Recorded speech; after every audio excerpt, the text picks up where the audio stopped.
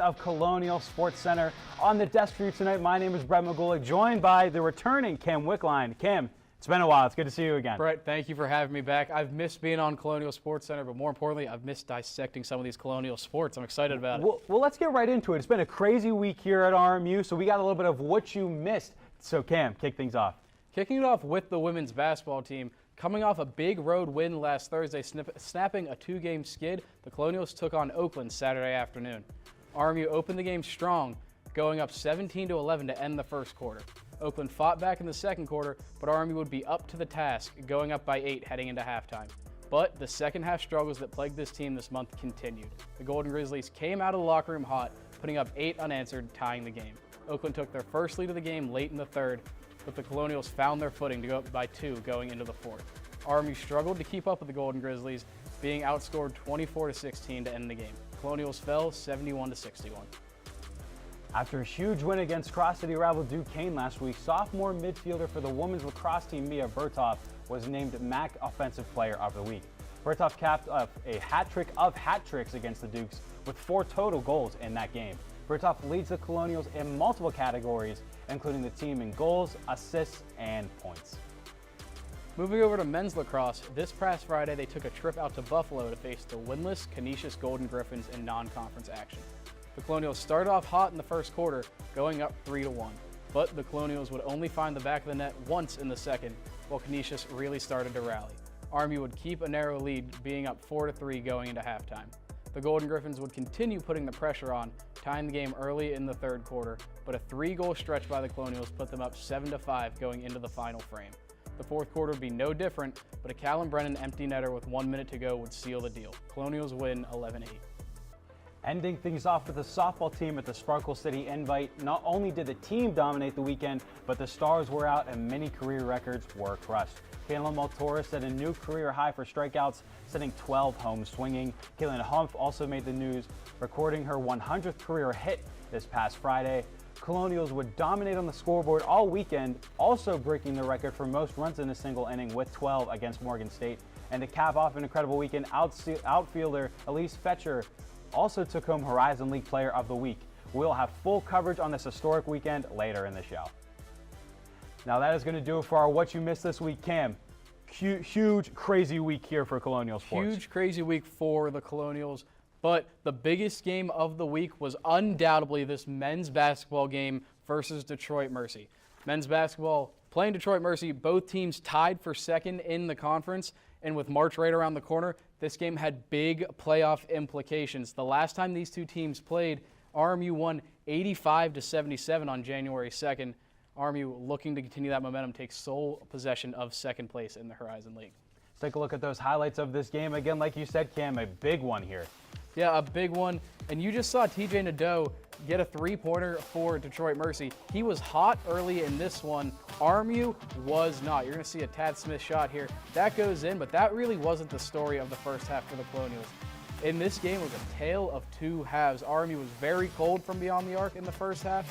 Detroit Mercy was not. And then it's like the two teams switched jerseys coming out of halftime. RMU turned it on fire, specifically Ryan Prather. You just see he missed a three-pointer there. He's known to be the three-point specialist for the Colonials. Was not the case in this one, at least in the first half. He had 3 points going into half. Finished the game with 29. Yeah, huge career game for Ryan Prather here. We will see when the second half starts, but here in the first half, I mean, score was close, tie game, but really in the first quarter itself, really all Detroit Mercy. It was all Detroit Mercy. RMU made a bit of a comeback. They did tie it late. That bucket you just saw did put Detroit Mercy up 2 points going into half. But RMU looked like a different team coming out of the locker room. They got the lead and never really relinquished it. And I think one of the reasons was that building came alive. There were a lot of people at this one. RMU was really hyping this one up, trying to get fans out to it. And they were successful. There were a lot of people there. And after RMU went on a 6-0 run, the building turned on fire, and they never really went back down. Absolutely. I mean, throughout the second half, I don't know what Andy Toole does in that locker room at halftime, but it worked. I mean, this team not only stepped it up offensively, but also defensively as well, really locking down Detroit Mercy a little bit more. A few guys had a bunch of blocks. Good had a block. Ocon had a block off the bench. Caleb Brown had a block as well. Chidakuda's had a few blocks on the day. So not only the offensive side of the ball, but the defensive side of the ball really stepped up here in the second half. Yeah, and you need the defensive side of the ball whenever your team isn't having as good of an offensive game early like they were. It enables you to stay into the games, and especially when someone like Darius Livingston, he's been someone they've started to rely on for a little bit of a scoring threat. And so far this year, or at least in the last couple games, he only had 3 points in this one. So that defense you're talking about really became important. Absolutely, as well as Ryan Prather obviously stepping up here, having his career high, but also we just saw a bucket from Tazir Smith as well. Here we're going to see another huge one from Ryan Prather. That's just highlight reel. But going back to Taz Smith, he had 12 points on the night. He's really stepped it up here in the big run for the Colonials as they've won here a few 7 in a row. Yeah, that dunk you just saw from Prather, that's what I was talking about whenever I said the arena really came on fire. That dunk specifically, it got electric. And one of the things Andy talked about in this game was how much the team started to come together. Let's take a look at what Andy Toole had to say. You know, it's a credit to the guys in the locker room. You know, those are the guys that are making the plays, that are making the decisions. You know, we're trying to help guide them. You know, they've done a really good job of, you know, kind of embracing what we've asked them to do. Obviously, you know, one returner in Ryan. You know, there was a lot of question marks in how we would come together and how guys would be able to function and perform. And, you know, I think as the year's gone on, we've grown. We've got to continue to do that. You know, every day that we still have an opportunity to be together, we got to be figuring out how we can get a little bit better. And that's a byproduct of that kind of mindset. But it's a credit to those guys and the belief and the buy-in and their ability to grow and execute and put up with me, you know, from time to time. So, you know, it's a credit to them, and I'm glad for them, you know, that they've been able to kind of get things going in the direction they have. But again, there's still a lot that we're trying to play for and accomplish. I mean, we need Saturday badly. I mean, right? Like, I mean, there's no doubt that Saturday means a lot. You know, every game we have means a lot, and we're fighting for seeding. You know, if we're not able, you know, to handle our business and execute properly, like, a lot of things come into play. Like, when you can control your own destiny, you want to try to take advantage of that. And so, like, we can win that game and put ourselves in the best position possible as we head into the tournament. Again, obviously doesn't guarantee you anything, but, you know, everybody's playing for a lot on the line on Saturday, and you know, that'll be what we communicate to them, and we did already in the postgame. Good hearing from Andy Toole after that huge game for the Colonials, Brett. Absolutely, and as we've mentioned a little bit before, the Colonials here have won 7 in a row, and you know, at the beginning of the season, after any team wins a championship, after any team, especially like the Robert Morris, makes it to March Madness, it is really a will they, won't they kind of thing. What can they do it again, especially with the new team itself? But let's take a look and see how the Colonials have fared in these last 7 games on this win streak. Looks like they're really getting hot at the right time. In their last six of the season, excuse me, they have just really put it on here. They're really playing more as a team, especially out of the winter break. They've won 7 in a row, 7 in February, 10 and 5 in 2026. This team is firing, and they're firing at the perfect time. They are, and one of the things Toole talked about in his post-game press conference was how this team has really started to come together. One of the unfortunate parts about having such a good team last year, everybody left. That's just the reality of college athletics nowadays. Andy Toole had to rebuild this team from the ground up, and it took a little bit for them to come together, but they finally have, and that's why you're seeing the numbers they put up. Yeah, and like I mentioned this earlier, this is the perfect time to get hot. Here, their last game of the season is coming up here. They've clinched that home playoff game here on March 4th. But as the season comes to an end here, it's time to get to the awards side of things, and Josh Woodman and Caden Hyde sat down together and talked the award candidates for the Colonials this year. Let's hear what they had to say. Thanks, guys. I'm joined by Caden Hyde to talk a little bit about some of the men's basketball teams because, Caden, as the season starts to wind down, that means award season is right around the corner. And I want to start talking about Darius Livingston, who's really going to be up for Freshman of the Year. What's his case there? Well, he certainly is one of the biggest contenders in the Horizon League right now. Just the tear that he's been on over the past couple of weeks has been absolutely insane, winning the Freshman of the Week award 3 consecutive times. Over the season, and by total, he's had an excellent spark off the bench for the Colonials, coming in for Albert Vargas whenever he comes off, averaging about 9 points, 2 rebounds, 2 assists, decent splits, 41% from the field, almost 40% from 3, but 58% from the line, which is crazy. He's only shot 12 free throws this whole season. Wow. Yeah, he's been okay defensively, especially considering his size and frame, which is literally me, about 6'2", 165. But he's averaging about a steal per game and decent block numbers considering his position as a guard. Yeah, for sure, and especially with Vargas' injury, Livingston has really started to shine in and of himself. But let's move on to Ryan Prather, who is currently up for Player of the Year. Obviously a big night last night, but he might also have some competition with his own team. Yeah, of course, you said it. Fantastic night last night, 29 points, 3 steals, shot 5 for 10 from three-point range. He truly is the engine that is letting the Colonials offense get moving. This season, he's been averaging 16 points, about 4 rebounds, 4 assists, on once again, great shooting splits. And he's been kind of that lead playmaker whenever Vargas or Darius Livingston doesn't have the ball in their hands. Someone who can get up at the top of ball screen, set a good pick, or handle the ball itself. Very versatile. His frame also helps as well. He's 6'8", 230 pounds. He's just a very good asset to have out there on the team. And like you said, competition from his own team. Deshaun Good, the sophomore out of, I got to shout it out, out of Fairmont, West Virginia. He's been also incredible, averaging about 15 points, 9 rebounds. And Deshaun, he's been averaging 60% from the field and 64% from 3 on pretty decent volume. So it's not very often that you can say that maybe the 2 best players in the conference this year are on the same team. Yeah, and certainly a guy who can say that, because he almost did it last year with the Defensive Player of the Year and the Player of the Year, was the head coach Andy Toole, who won the award last season for Coach of the Year. Do you think he has a shot at it this year? Oh, how often we come on this show and just sing the praises of Andy Toole. What else is there to say about him? He's been the coach since 2010, has 2 March Madness appearances, should be 3 if it wasn't for the COVID year in 2020. He has the win against Kentucky in the NIT in 2013, 272 career wins, which about just above 500% winning percentage considering all the down years they had in the middle moving into the Horizon League. They won 26 games last year, their best record even going back to their NEC days, and they have hit the 20-win mark this year, first time they've done that since joining the Horizon League in 2020. He won the Coach of the Year, like you said, last year. And I believe he should really be in contention for it this year, especially considering the very similar production that they have when it comes to offensive rating. They're top 100 in the country, and that includes all like that blue blood programs as well, with a very different roster. The only players really coming back that are part of the rotation is really just Ryan Prather right here, and you can see he's benefiting from another year in the Toole system. It's going to be a very tough battle, but like we've seen a lot of times over the past 2 years, I believe Andy Toole is going to come out on top of this one. Yeah, well, like you said, back-to-back 20-win seasons for the first time since 2015. Men's basketball wraps up their season on Saturday, and then we'll see what the awards play out after that. Caden, thank you for joining me. Back to the guys at the desk.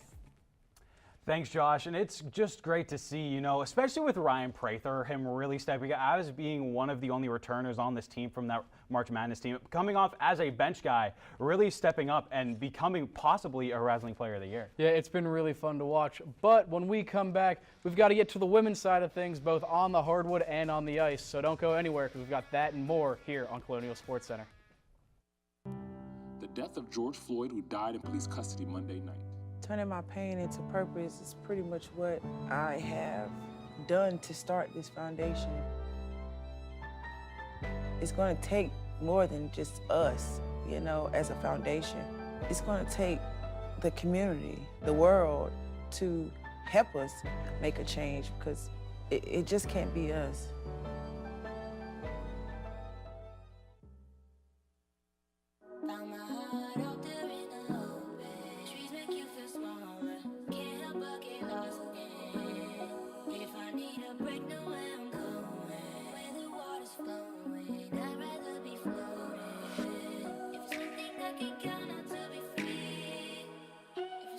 Feel the beat of nature at a park or forest near you.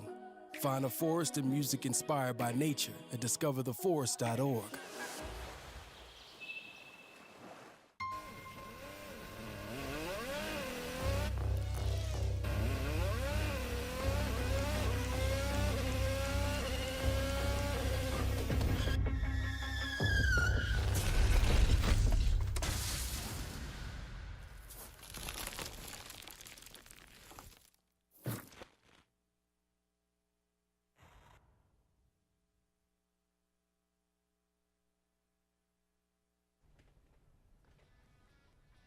Welcome back to Colonial Sports Center. And Cam, we talked a little bit about the men's basketball team so far and how their fate is pretty much settled. They do have their home playoff game, but the women's basketball team, their fate is not yet settled yet. Let's take a look at the standings right now of how this one is going out on the women's side of the Horizon League basketball bracket. So you can see here at the moment, the current 2, 5, and 6 seeded teams, Purdue, Fort Wayne, and Robert Morris. They are both the matchup is set between these two teams. No matter what, they will be playing each other. It just depends on the teams could jump between each other, so the place is still up to determine.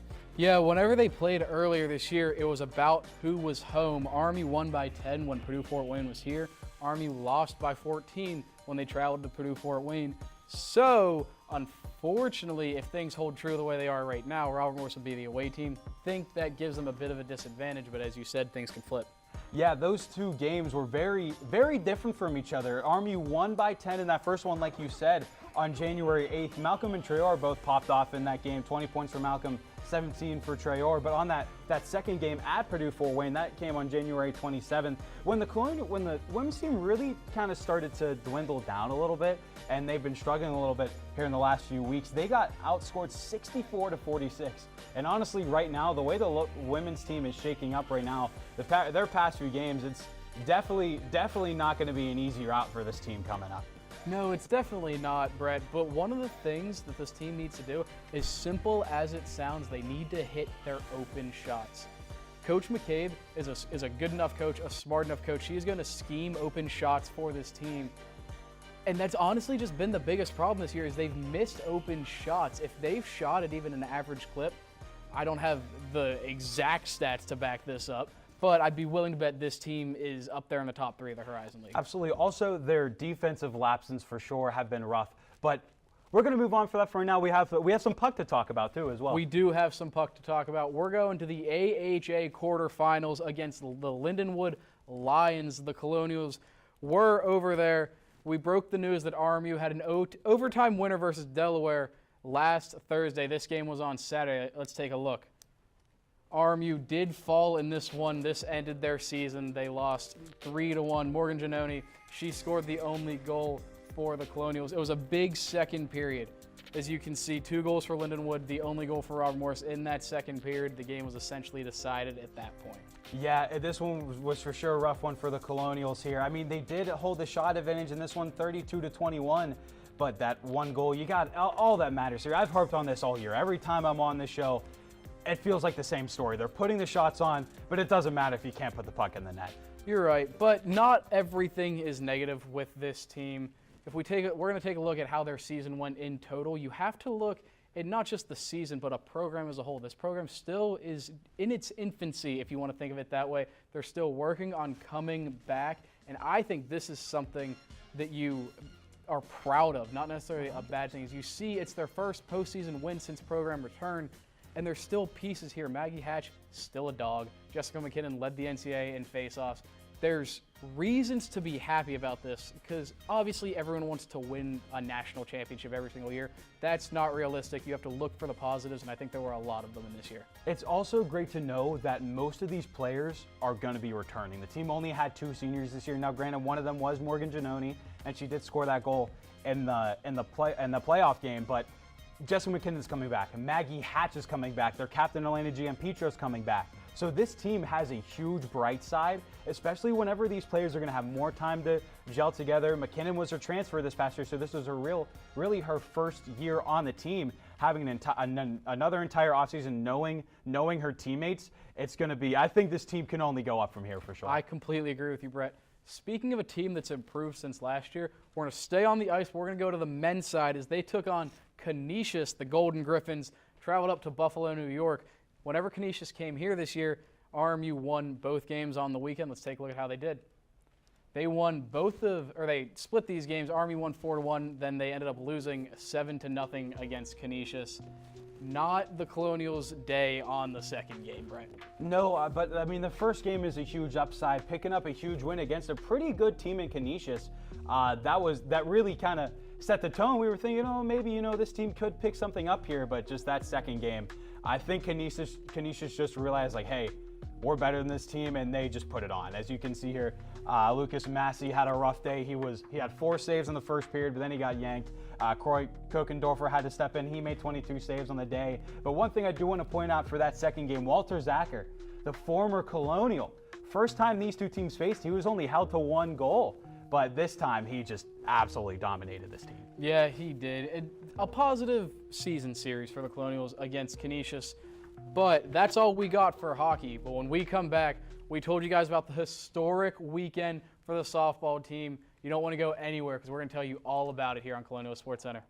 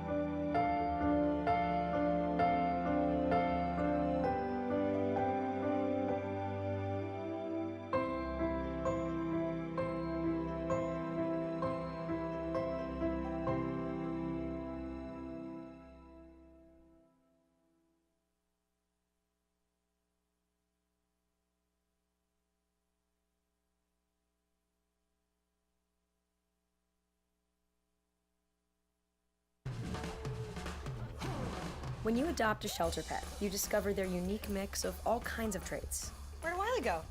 Where's Wiley?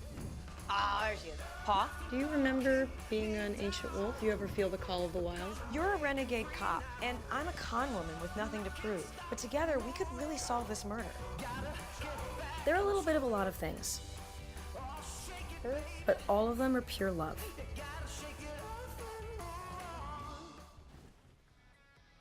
Welcome back to Colonial Sports Center. And Cam, I'm Getty. Softball. I know. Softball's back. I'm so excited, dude. This softball team is so electric. The pitching leaves a little bit to be desired, but we're going to take a look at some of these box scores. You're not going to believe what you're going to see. This team scores so many runs. And as a softball fan, I just love it. They hit 13 home runs over 5 games on the weekend, Brett. It was electric.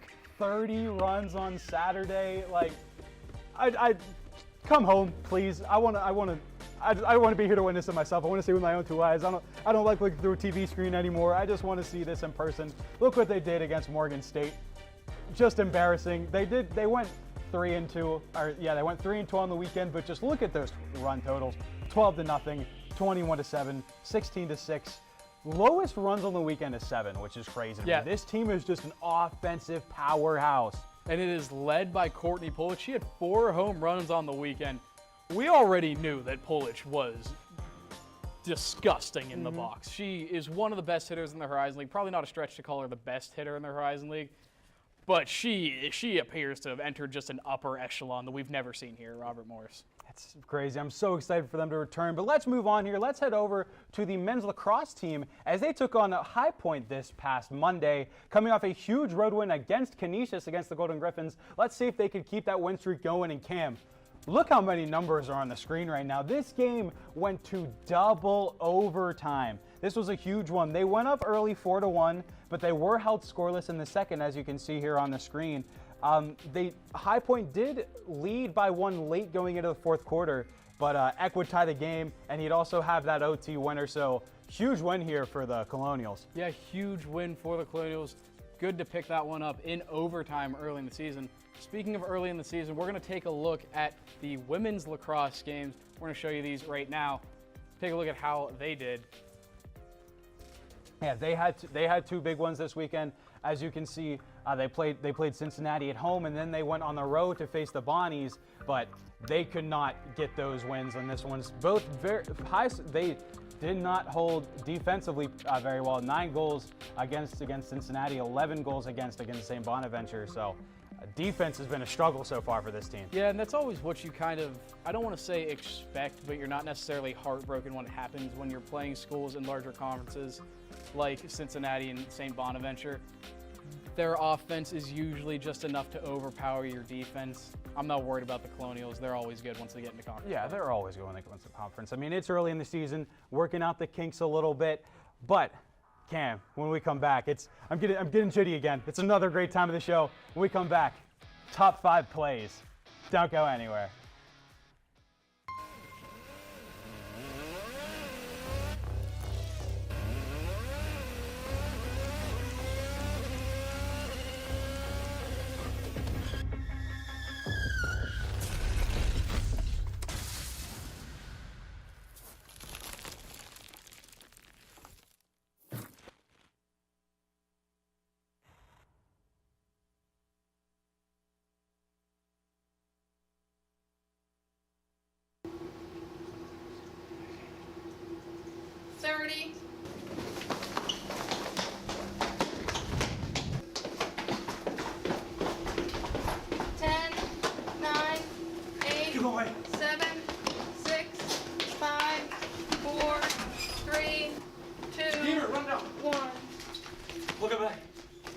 To Colonial Sports Center. Let's see women's basketball. Found my heart out there in the open. Trees make you feel smaller. Can't help but get lost again. If I need a break, know where I'm going. Where the water's flowing, I'd rather be floating. If it's something that can count on to be free. Feel the beat of nature at a park or forest near you. Find a forest and music inspired by nature at discovertheforest.org. Welcome back to Colonial Sports Center in Cam. It's my favorite time of the week.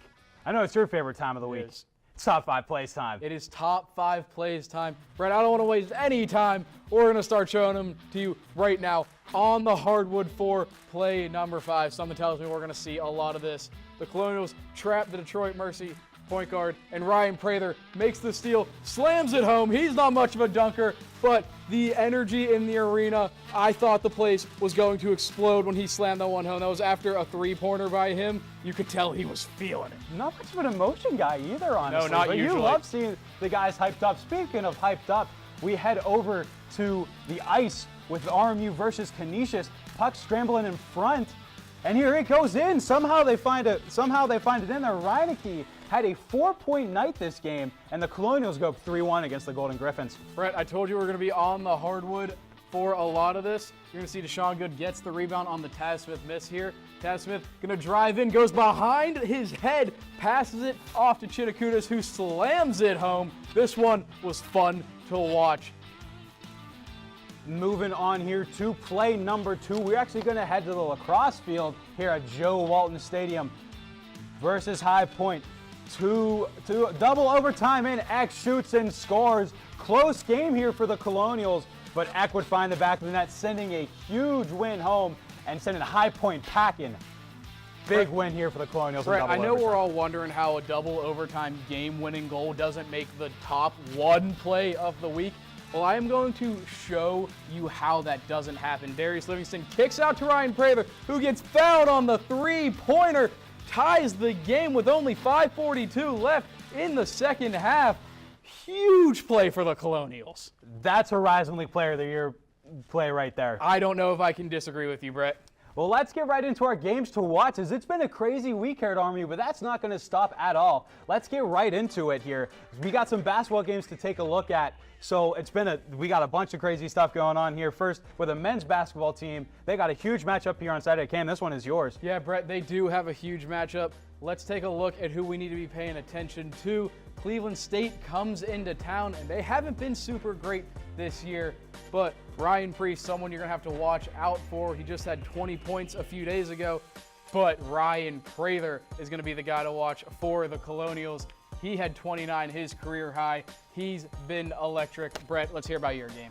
I'm going to stick it to the hardwood, Cam. Let's go over to the women's basketball team. As you know, they may not have been as hot recently, but this is a big game coming up here. I mean, they're facing Wright State, which is not a very, very good team, so they have a good chance. If they win this one, they have a better chance of getting a home playoff game. So these are our games to watch this week. Cam, final thoughts? You know, Brett, March Madness might start in March, but I'm going to call February 28th close enough. I'm so excited for this weekend of basketball. Well, crazy weekend coming up here. We'll provide all of the coverage for you next time we see you.